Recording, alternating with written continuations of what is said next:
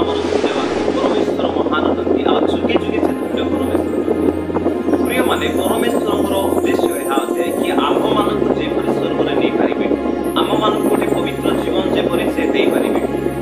ପରମେଶ୍ୱରଙ୍କର ଇଚ୍ଛା ଅଟେ। ପରମେଶ୍ୱର ଚାହାନ୍ତି ଆମମାନଙ୍କ ଜୀବନରେ କିଛି ଗୋଟେ ଭଲ ବିଷୟ। ପରମେଶ୍ୱର ଚାହାନ୍ତି ଆମ୍ଭମାନଙ୍କ ଜୀବନରେ ଗୋଟେ ଉତ୍ତମ ବିଷୟ। ପ୍ରିୟମାନେ, ଆଜି ଗୋଟେ ବିଷୟ ଉପରେ ଆମେ ଆଲୋଚନା କରିବା, ଗୋଟେ ବିଷୟକୁ ଆମେ ଧ୍ୟାନ କରିବା ଆଉ ସେ ବିଷୟ ଉପରେ ପରମେଶ୍ୱରଙ୍କର ବାକ୍ୟ ମଧ୍ୟରେ ଆମେ ଅଳ୍ପ ସମୟ ଆମେ ଆଲୋଚନା କରିବା। କିଛି ବିଷୟ ଆଜି ଶିଖିବା ଆଉ ପରମେଶ୍ୱର ନିଶ୍ଚିତ ଭାବରେ ଆପଣଙ୍କୁ ମୋତେ ଆଶୀର୍ବାଦ କରିବେ। ଆଉ କହିବା ପାଇଁ ଚାହେଁ, ଯଦି ଆପଣଙ୍କୁ ଭିଡ଼ିଓ ଭଲ ଲାଗୁଛି ତାହେଲେ କମେଣ୍ଟ କରନ୍ତୁ, ଲାଇକ୍ କରନ୍ତୁ, ସେୟାର କରନ୍ତୁ, ତାକି ଅନ୍ୟମାନେ ମଧ୍ୟ ତାହା ଜାଣିପାରିବେ, ବୁଝିପାରିବେ ଆଉ ପରମେଶ୍ୱରଙ୍କର ବାକ୍ୟକୁ ଶିଖିପାରିବେ। ପ୍ରିୟମାନେ, ଯଦି ଆପଣ ନୂଆରେ ଅଛନ୍ତି ତାହେଲେ ସବସ୍କ୍ରାଇବ୍ କରନ୍ତୁ, ତାକି ଆପଣଙ୍କ ପାଖରେ ନୂଆ ନୂଆ ଭିଡ଼ିଓ ଯାକ ପହଞ୍ଚିପାରିବ ଆଉ ପରମେଶ୍ୱରଙ୍କ ନାମର ଆପଣ କରିପାରିବା। ପ୍ରିୟମାନେ, ଆଜିର ଦିନରେ ପରମେଶ୍ୱର ଆମ ସମସ୍ତଙ୍କୁ ଆଶୀର୍ବାଦ କରିବା ପାଇଁ ଚାହାନ୍ତି। ପରମେଶ୍ୱର ଆମ ସମସ୍ତଙ୍କ ଜୀବନରେ କିଛି ଗୋଟେ ଉନ୍ନତି କରିବା ପାଇଁ ଚାହାନ୍ତି। ଆମ ସମସ୍ତଙ୍କ ଜୀବନରେ ପରମେଶ୍ୱର କିଛି ଗୋଟେ ଭଲ ବିଷୟ କରିବା ପାଇଁ ଚାହାନ୍ତି। କିଛି ଗୋଟେ ବେହତରିନ ବା ବହୁତ ସୁନ୍ଦର ବିଷୟକୁ ପରମେଶ୍ୱର ଆମ ଜୀବନରେ କରିବା ପାଇଁ ଚାହାନ୍ତି। କିନ୍ତୁ ଆମେମାନେ ତାଙ୍କଠାରୁ ବହୁତ ଦୂରକୁ ଆମେ ଚାଲି ଯାଇଥାଉ। ଏଥିପାଇଁ ପରମେଶ୍ୱର ଆମ ଜୀବନରେ ଆଶୀର୍ବାଦକୁ ଆଣିନଥାନ୍ତି, ଦେଇନଥାନ୍ତି, ସେ କରିନଥାନ୍ତି। କାହିଁକି ନା ଆମେମାନେ ପରମେଶ୍ୱରଙ୍କ ଠାରୁ ଦୂରକୁ ଚାଲି ଯାଇଥାଉ। ପ୍ରିୟମାନେ, ପରମେଶ୍ୱର ଚାହାନ୍ତି ତାଙ୍କରି ସନ୍ତାନ ସନ୍ତତି ମାନେ ବ୍ଲେସିଂ ପାଆନ୍ତୁ ବା ଆଶୀର୍ବାଦକୁ ପାଆନ୍ତୁ। ତାଙ୍କ ସନ୍ତାନ ସନ୍ତତି ମାନେ ଭଲରେ ରୁହନ୍ତୁ, ବ୍ଲେସେଡ୍ ରୁହନ୍ତୁ, ଆଶୀର୍ବାଦ ପାତ୍ର ଏବଂ ପାତ୍ରେ ରୁହନ୍ତୁ। ଏହା ପରମେଶ୍ୱରଙ୍କର ଇଚ୍ଛା ଅଟେ, ଏହା ପରମେଶ୍ୱରଙ୍କର ଯୋଜନା ଅଟେ। କିନ୍ତୁ ମନୁଷ୍ୟ ଆଜି ସେ ଆଶୀର୍ବାଦକୁ ହରାଉଛି। ଯଦି ପରମେଶ୍ୱରଙ୍କର ଇଚ୍ଛାକୁ ସେ ପାଳନ କରିବ, ପରମେଶ୍ୱରଙ୍କର ଇଚ୍ଛାରେ ଯଦି ଚାଲିବ, ପରମେଶ୍ୱରଙ୍କର ବାକ୍ୟକୁ ଯଦି ସେ ମାନିବ, ତାହେଲେ ନିଶ୍ଚିତ ଭାବରେ ପରମେଶ୍ୱର ତାକୁ କ'ଣ କରିବେ? ଆଶୀର୍ବାଦ କରିବେ। ପ୍ରିୟମାନେ, ପରମେଶ୍ୱର ଆପଣଙ୍କ ମୋତେ ଆଶୀର୍ବାଦ କରିବା ପାଇଁ ଡାକିଛନ୍ତି। ପରମେଶ୍ୱର ଆପଣଙ୍କ ମୋତେ ତାଙ୍କରି ବ୍ଲେସିଂରେ ବାନ୍ଧିକି ରଖିବା ପାଇଁ ଡାକିଛନ୍ତି। ଆମେ କୌଣସି ଶ୍ରାପରେ କୌଣସି ବନ୍ଧନରେ ବାନ୍ଧି ହେବା ପାଇଁ ପ୍ରଭୁ ଆମମାନଙ୍କୁ ଡାକି ନାହାନ୍ତି। ବନ୍ଧନରୁ ମୁକ୍ତ କରିବା ପାଇଁ ପ୍ରଭୁ ଆମମାନଙ୍କୁ ଡାକିଛନ୍ତି। ରୋଗରୁ ମୁକ୍ତ କରିବା ପାଇଁ ଅନେକ ଯାହା ବିଷୟ ଆମମାନଙ୍କୁ ବାନ୍ଧିକି ରଖିଛି ଆଉ ଆମମାନଙ୍କୁ ଆଗକୁ ବଢ଼ିବା ପାଇଁ ଦେଉନାହିଁ, ସେଇ ବିଷୟରୁ ପ୍ରଭୁ ଆମମାନଙ୍କୁ ଆଜାଦ କରିବା ପାଇଁ ସେ ଡାକିଛନ୍ତି। ତାଙ୍କ ନିକଟରେ ସେ ଆଣିଲେ। ପ୍ରିୟମାନେ, ଆସନ୍ତୁ ଆଜି କିଛି ବିଷୟ ସେ ଉପରେ ଆଲୋଚନା କରିବା ଆଉ ପରମେଶ୍ୱରଙ୍କର ବାକ୍ୟ ଆମମାନଙ୍କୁ କୋଉ ବିଷୟ ଉପରେ କଥା ହେବା ପାଇଁ ଯାଉଛି ତାହା ଆମେ ଧ୍ୟାନ ପୂର୍ବକ ପ୍ରିୟମାନେ, ଆଜିର ବାକ୍ୟ ହେଉଛି ଆଦି ପୁସ୍ତକ ତାର 12 ଅଧ୍ୟାୟ ଅବ୍ରାହମର ବିଷୟ ଆମେ ଶିଖିବା ପାଇଁ ଯାଉଛୁ। ଯେତେବେଳେ ଅବ୍ରାହମକୁ ପରମେଶ୍ୱର ଡାକୁଛନ୍ତି ଆଉ ଯେତେବେଳେ ସେ ଡାକିଲେ, ଅବ୍ରାହମକୁ ତାଙ୍କ ପରିସ୍ଥିତି ଯାହା ଥିଲା ସେ ଗୋଟେ ବିଜାତି ଫ୍ୟାମିଲି ବା ଗୋଟେ ମୂର୍ତ୍ତି ପୂଜା କରୁଥିବା ଫ୍ୟାମିଲି ଭିତରୁ ଅବ୍ରାହମକୁ ପରମେଶ୍ୱର ଡାକୁଛନ୍ତି। ଦେଖନ୍ତୁ, ଅବ୍ରାହମକୁ ଯେତେବେଳେ ପରମେଶ୍ୱର ଡାକିଲେ ଆଉ ଅବ୍ରାହମକୁ ଗୋଟେ ବିଷୟ କହୁଛନ୍ତି, ତୁମର ଜାତି, କୁଟୁମ୍ବ, ତୁମର ଏରିଆ, ତୁମର ଗାଁ, ତୁମର ଦେଶକୁ ତୁମେ ଛାଡ଼ି କ'ଣ କରିବା ଅଛି? ବାହାରି ପଡ଼ିବା ଅଛି। ସେଇ ଜାଗାକୁ ତୁମକୁ ଛାଡ଼ିବାକୁ ହେବ, ତୁମର ଲୋକବାକଙ୍କୁ ଛାଡ଼ିବା ପାଇଁ ହେବ। ପ୍ରତ୍ୟେକ ବିଷୟ ଛାଡ଼ିକି ବାହାର। ତୁମକୁ ଗୋଟେ ଉତ୍ତମ ଦେଶ ଦେବା ପାଇଁ ଯାଉଛି, ଉତ୍ତମ ଜାଗା ଦେବା ପାଇଁ ଯାଉଛି, ଉତ୍ତମ ତୁମକୁ କରିବା ପାଇଁ ଯାଉଛି, ବ୍ଲେସିଂରେ କରିବା ପାଇଁ ଯାଉଛି। ତୁମରି ଅନେକ ତୁମର ସନ୍ତାନ ସନ୍ତତି ମାନେ ହେବେ, ସେ ପ୍ରକାର ମୁଁ କରିବା ପାଇଁ ଯାଉଛି। ଏ ବିଷୟକୁ ପରମେଶ୍ୱର କ'ଣ କଲେ? ତାଙ୍କ ସାମ୍ନାରେ ଆଉ ଅବ୍ରାହମକୁ ପରମେଶ୍ୱର କ'ଣ କରୁଛନ୍ତି? ଆଉ ଅବ୍ରାହମ ତାହା ଶୁଣିକି, ସମସ୍ତ ବିଷୟକୁ ଶୁଣିକି ସେ କ'ଣ କରୁଛନ୍ତି? ମୁଁ ଷ୍ଟୋରି ମାଧ୍ୟମରେ ଆପଣମାନଙ୍କୁ କହିବା ପାଇଁ ଚାହୁଁଛି। ତ ସେଇ ଭିତରୁ ଆପଣମାନଙ୍କୁ କିଛି ଶିଖିବା ବିଷୟ ମଧ୍ୟ ମିଳିବ। ତ ଅବ୍ରାହମକୁ ପରମେଶ୍ୱର ଡାକିଲେ ପ୍ରିୟମାନେ, ତାଙ୍କ ଗାଁକୁ ଛାଡ଼ିବା ପାଇଁ, ତାଙ୍କ ସହରକୁ ଛାଡ଼ିବା ପାଇଁ, ତାଙ୍କର ସ୍ୱପରିଜନ ଛାଡ଼ିବା ପାଇଁ, ତାଙ୍କର ପରିବାର ମେମ୍ବରମାନଙ୍କୁ ଛାଡ଼ିବା ପାଇଁ, ଲୋକବାକମାନଙ୍କୁ ଛାଡ଼ିବା ପାଇଁ, ତାଙ୍କର ପ୍ରିୟ ପ୍ରତ୍ୟେକ ବିଷୟକୁ ଛାଡ଼ିବା ପାଇଁ ପ୍ରଭୁ କହୁଛନ୍ତି ଆଉ ତାଙ୍କୁ ଡାକୁଛନ୍ତି। ଆଉ ଡାକିକି କ'ଣ କରୁଛନ୍ତି? ଗୋଟେ ଜାଗାରେ ନେବା ପାଇଁ ସେ ଇଚ୍ଛା କରୁଛନ୍ତି।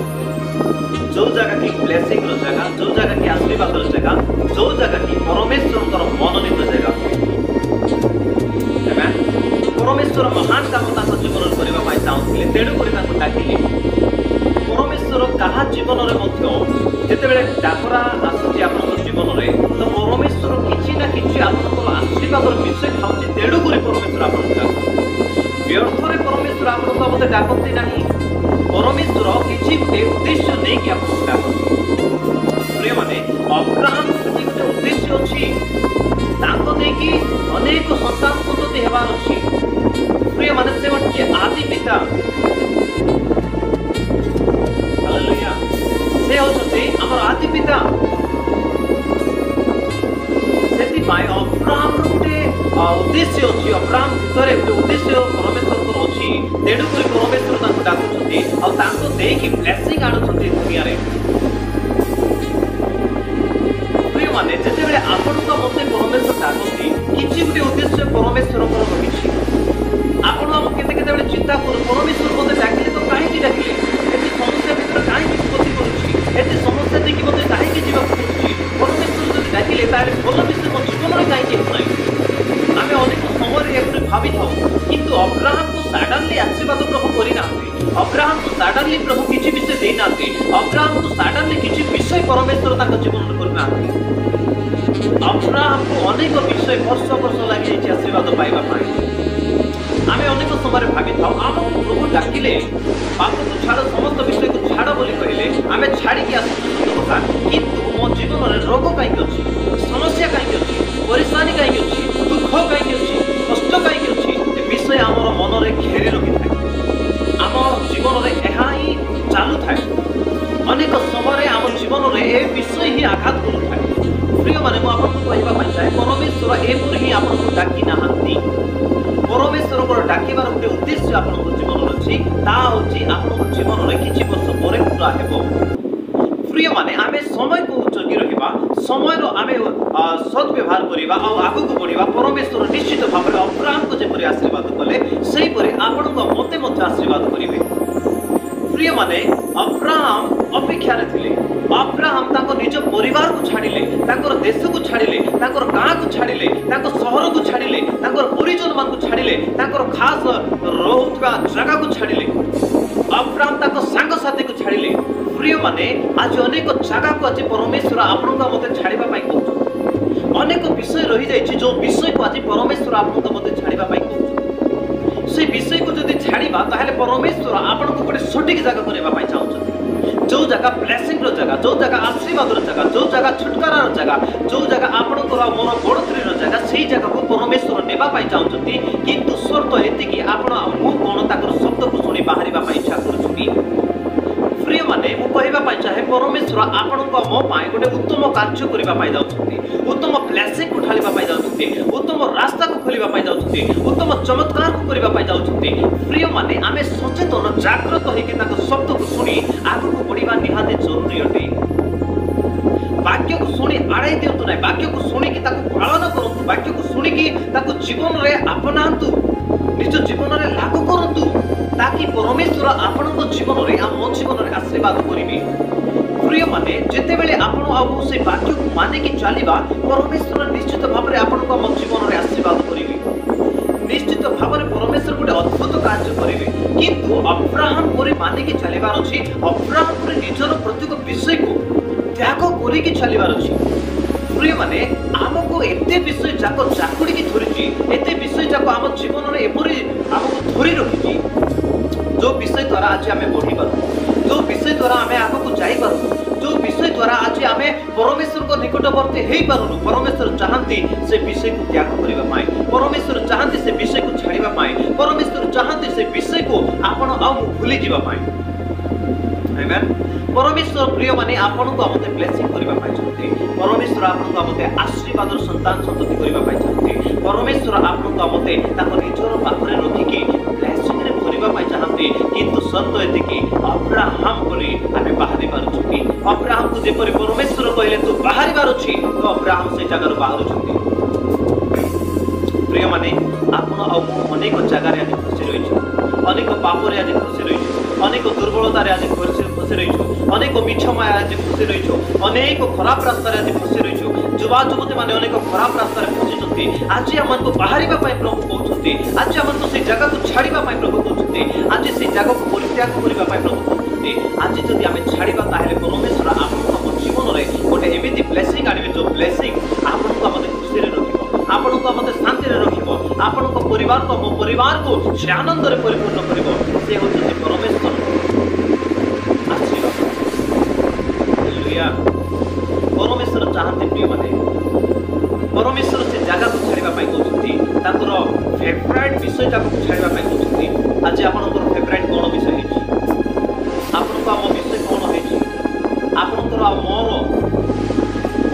को आम महत्व दौचु से विषय को आज प्रभु छाड़ा कौन प्रिय माने जो विषय आज आम मैंने आसक्त ही बंचुंट से आसक्त ही आपण मैंने बंचुंट से विषय को छाड़ प्रभु आपको डाकुं प्रभु आपको कथा कहते प्रभु आपको जीवन में ब्लेसिंग आने चाहते जदि आप ब्लेसिंग पाइबा चाहते जदि आप आशीर्वाद जीवन बिताइबा चाहते आपण परिवार आपण छुआ पिला आपणकर भाई भाई आपणकर माँ बापा आपणकर जो मैंने बदली ना जब आशीर्वाद को देखा चाहते बदलवाटा देखा चाहते प्रत्येक विषय जदि आप आशीर्वाद विषय देखा चाहते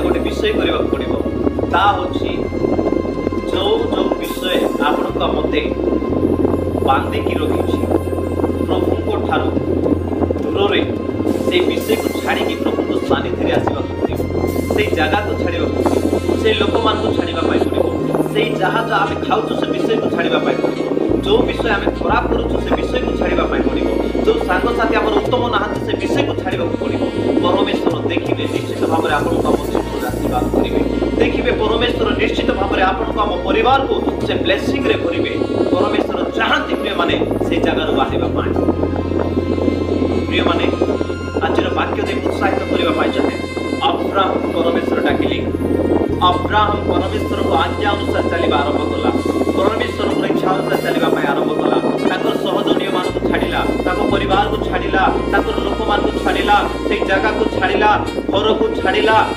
एरिया को छाड़देला फेवरेट विषय जाक को छाड़देला उत्तम सांगसाथी मान को छाड़देला आज आप कौन परमेश्वर को आवाज को शुणिकी परमेश्वर स्वर को शुणिकी परमेश्वर शब्द को शुणिकी आज कौन से विषय मान को आम छाड़ा प्रस्तुत अच्छु जो विषय आज परमेश्वर ठार आमको दूर को नहीं जाऊँगी प्रिय माने आज परमेश्वर आपको छाड़ा कहते परमेश्वर से विषय ठार दूर रहा कहते जहाँ मंद अटे छाड़ा परमेश्वर कहते ताकि आप जीवन में ब्लेसिंग रही पारे आम अनेक समय कही था मो जीवन में ब्लेसिंग कहीं ना आपको कहवाई चाहे आप से जगह को छाड़ी दिंतु जो जगह मंदतार परिपूर्ण अटे जो जगह खराब रे परिपूर्ण अटे जो जगह चुगली रे परिपूर्ण अटे जो जगह की जहाँ चर्चा कर परिपूर्ण अटे से जगह को छाड़ी दिंतु जो जगह चोरी कर परिपूर्ण अटे से जगह को छाड़ी दिंतु जो जगह मिछ माया दुनिया को नहीं जाऊँगी से जगह को छाड़ा निहाती जरूरी अटे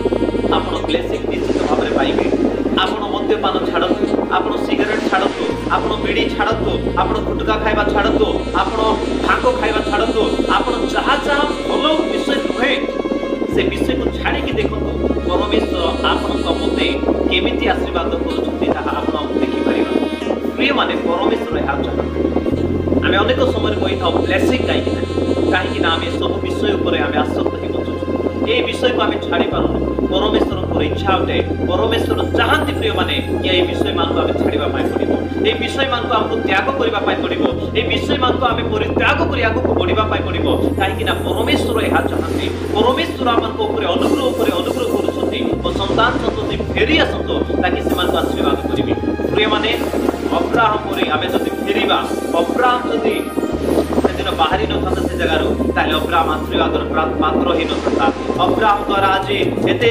बड़ जाति ही न था किंतु आज अब्राहम द्वारा आम समस्ते अच्छु प्रिय माने अब्राहम आम संतान सन्तति आम कह जाऊँ तो तेणुक आसतु अब्राहम से जगह को छाड़ा जो जगह आम खराब अटे जो जगह आम उत्तम नुहे जो जगह आम मंदतार परिपूर्ण अटे जो जगह आम बिल्कुल उचित नुहे से जगह को आम निश्चित भाव में छाड़ा द्वारा परमेश्वर महिमा को आम देखिपर परमेश्वर ब्लेसिंग को आम देखिपर परमेश्वर आशीर्वाद भंडार को खोली आम देखिपर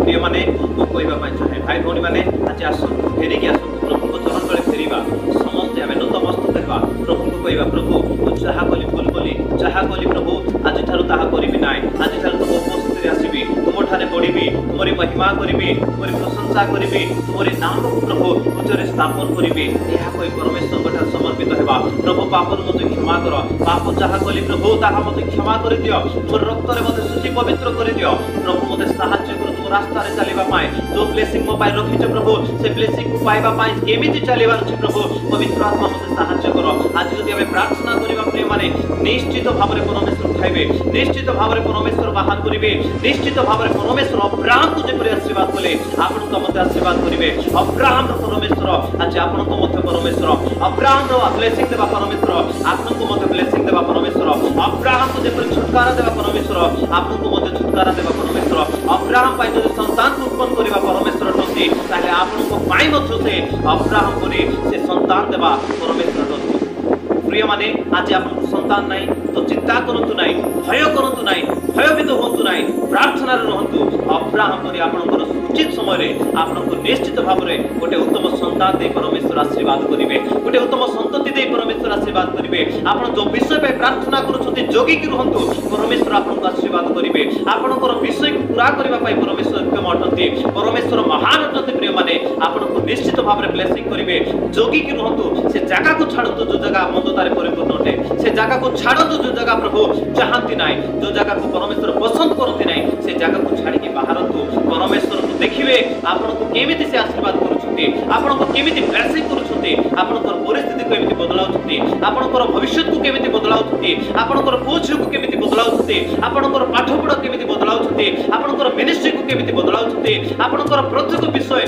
केमिति बदलुछि परमेश्वर को ठारे फेरंतु पाप को छाड़तु मंदता को छाड़तु घृणार विषय को छाड़तु बाइबल जहाँ मना कर से विषय को छाड़तु प्रिय माने परमेश्वर को निकट में आसतु बाहरी आसतु अब्राहम करी निश्चित भाव में परमेश्वर आशीर्वाद करिवे प्रिय माने परमेश्वर महान अटंती अनुग्रहकारी अटंती दयामय कृपामय स्नेहशील परमेश्वर अटंती आपण को मते आशीर्वाद करिबारे सक्षम और सामर्थ्य परमेश्वर अटंती आपण को मते निश्चित भाव में आशीर्वाद करिवे प्रिय माने आपन को उत्साहित करबा पाई चाहे आपन को एनकरेज करबा पाई चाहे आपन परमेश्वर को पाखक आसतु परमेश्वर को डाकतु परमेश्वर को नाम को उच्चरे स्थापन करंतु निश्चित भाव में परमेश्वर आशीर्वाद करिवे निश्चित भाव में परमेश्वर आपन को ब्लेसिंग करिवे निश्चित भाव में परमेश्वर आपन को विषय को पूरा करिवे जो विषय धरि आपन वर्ष वर्ष प्रार्थना करूछथि मास मास प्रार्थना करूछथि आराधना करूछथि प्रार्थना रे रहंतु जोगी की रहंतु ब्लेसिंग आपन करो आशीर्वाद छुटकारा आजादी आपनकर पाखरे रहिछि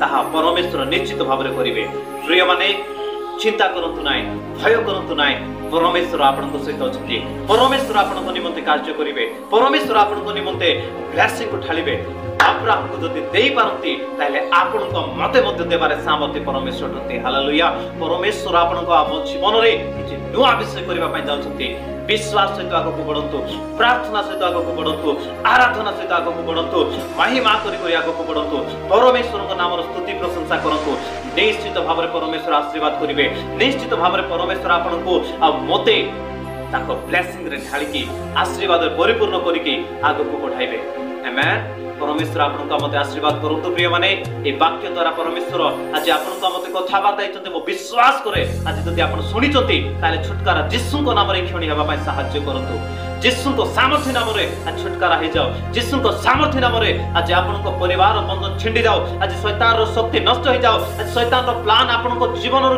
कैंसिल हो जाओ यीशु को सामर्थ्य नाम रे आमे प्रार्थना करूछु पिता यीशु को नाम सुनुथबा प्रत्येक भाई भौणी मान को आजाद करंतु छुटकारा दियंतु चंगाइया दियंतु बंधन मुक्त करंतु यीशु को नाम रे या हेबा में सहाय्य करंतु प्रभु समस्त को आशीर्वाद करंतु अब्राहम जेपरि आशीर्वाद कले आपन को परिवार को मध्य आशीर्वाद करिवे प्रिय माने आमे समस्त जोगरे प्रभुकर समय को अपेक्षा करिथिबा निश्चित भाव में प्रभु हमन को आशीर्वाद करिवे आपन को जदी वीडियो भलो लागिछि मो कोनी थरे कहबा पय चाहे आपन सब्सक्राइब करंतु आ ताकि आपन को पाखरे आउरी मध्य एमिति अनेक उत्साहजनक वाक्य आपन को पाख को पहुंचीबो पुणी आपन को भलो लागिथिले कमेंट बॉक्स रे निश्चित भाव में लिखंतु आपन को केमिति लागिला आ परमेश्वर आपन को जीवन रे बहु विषय नै कि कथाइले तो परमेश्वरकर महिमा निमंते आपन निश्चित भाव में कमेंट बॉक्स रे लिखंतु अन्य मान को मध्ये शेयर करंतु ताकि अन्य माने मध्ये एहा सुनी परिबे आ से अनुसार चली परिबे आ परमेश्वरकर आशीर्वाद को से मान निज जीवन रे प्राप्त करि परिबे प्रिय माने आसंतु आमान समस्त को निकट रे आमे सुसमाचार को पहुंचाइबा ताकि समस्त ब्लेसिंग को पांतु आमेन परमेश्वर आपन को मते आशीर्वाद करंतु आज दिन आपनकर सुखमय हो आज दिन रे परमेश्वर आपनक सहित रही कि आपनकर प्रत्येक विषय को पूरा करंतु आ परमेश्वरकर महिमा आपनक जीवन रे प्रकाशित हो यह हमर प्रार्थना होते आमेन परमेश्वर आपनक सहित रही कि महान काम